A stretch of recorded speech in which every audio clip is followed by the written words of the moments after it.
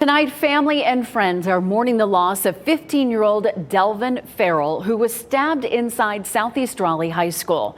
And tonight, we're learning more about the young man killed and what the school district is doing to prevent something like this from happening again. WRAL's Chelsea Donovan begins our coverage of this story live from the high school after speaking with Ferrell's family about who he was. Chelsea? Gerald, at this hour, the family of 15-year-old Delvin Ferrell is planning his funeral. He's a 15-year-old that didn't make it home yesterday from Southeast Raleigh High School after being stabbed to death in the gym. Now, this is an incident that's so widespread and far-reaching, impacting students, parents, and families, including that of the 14-year-old boy charged in his murder. This is 15-year-old Delvin Ferrell in happier moments with his father or hanging out near his home in downtown Raleigh. Ferrell, a freshman who loves sports and video games, was stabbed to death inside the gym at Southeast Raleigh High School yesterday. Much of the incident captured by other students and sent to WRAL. You can see two male students facing each other outside the gym. Suddenly, you see a student in a gray hoodie punching the student in the red jacket. Watch as he then pulls his right arm back. We are not showing what happened next. That fight spilled into the gym as students scream and panic spreads. After that chaos, Delvin Ferrell died from his injuries, his family stating today, "We are grieving and trying to process this. It's a tragedy all around. We are a forgiving family and don't hold any ill will." Delvin was a good kid who enjoyed sports and video games. A 16-year-old student was also hospitalized from stab wounds, and late last night, a 14-year-old boy was accused of murder. Video shows the 14-year-old Taekwon General Jr. wildly swinging a knife, striking two students and then walking away from the fight. His parents tell WRAL he had been bullied and was trying to protect himself.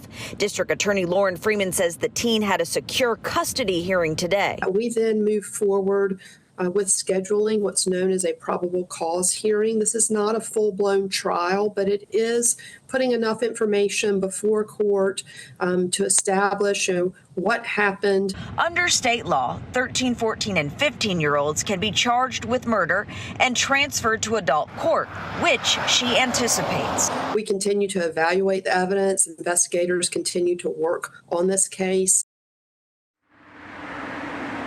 Now, Delvin's family plans to honor him tomorrow night at 5 p.m. with a balloon release in the Heritage Park Apartments. Now, we should mention just a few short hours ago, the Wake County School Board met specifically to talk about school safety. And joining us now to talk more on that aspect is WRAL's Chris Lovingood. Well, and Chelsea, the school board chair made sure to say at the beginning, the board's hearts and thoughts are with Southeast Raleigh Magnet High. And after a brief moment of silence, board chair Lindsay McAfee said that security and safety is the board's top priority. Now, she wouldn't elaborate on whether weapons detection systems or metal detectors are on the table, but did say there are some things the board has to keep confidential for the sake of keeping kids safe. Confidentiality and safety tactics is also something McAfee says law enforcement has wanted. Now, as for the death of a student, school board member Tara Waters says this is pain every single one on the board is feeling. The level of grief, heartache, and pain that we are all experiencing is something that is going to take time to mend and come to terms with, but the work that we're going to do today and moving forward will help us to come to a place where we can ensure the safety of our students and our buildings. Board Chair McAfee also noted the district needs more social workers, counselors, and teachers. She says this need for more resources is a state and national issue, too.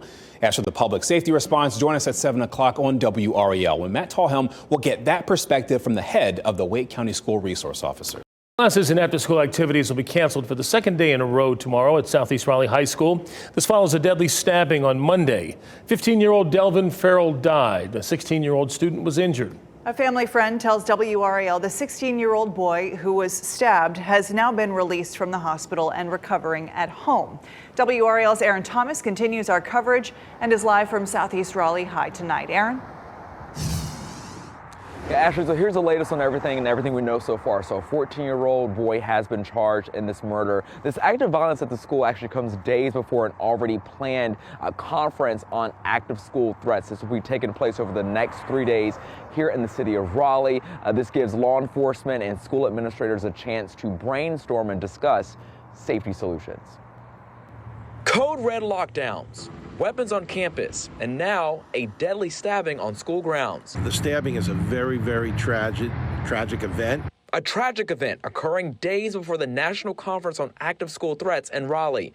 With more than 25 years of law enforcement experience, Kurt Lavarello travels the country to lead trainings. Trying to get law enforcement and administrators to all kind of be on the same page when it comes to school safety. He's part of the School Safety Advocacy Council, the same group that chose not to recommend weapons detectors in Wake schools back in 2021. Oftentimes, it's just a Band-Aid, but not really an effective measure. School security, top of mind during Wake Schools Safety and Security Committee meeting. We want to express to the community that our number one responsibility is making sure that students are in a mentally safe place, that we recognize what has happened, and that the first thing we want to do is to let them know that we are there for them. Lavarello says it's hard to point to one threat being bigger than the other, but tragedy can strike at any time. It's making sure that schools have complete awareness of what could happen, what to look out for, and those early warning signs.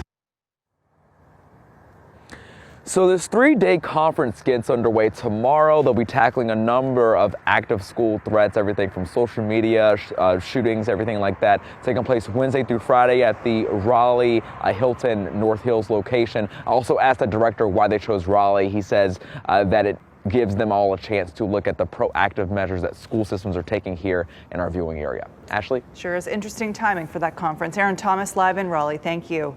We are also learning more about the 14-year-old suspect in the Southeast Raleigh High School stabbing. Taekwon General Jr. is accused of swinging the knife, striking 2 students and leaving the fight. This video shows the melee unfolding in the gym on Monday. District Attorney Lauren Freeman says the teen had a secure custody hearing today. Under state law, 14-year-olds can be charged with murder and transferred to adult court, something Freeman anticipates happening.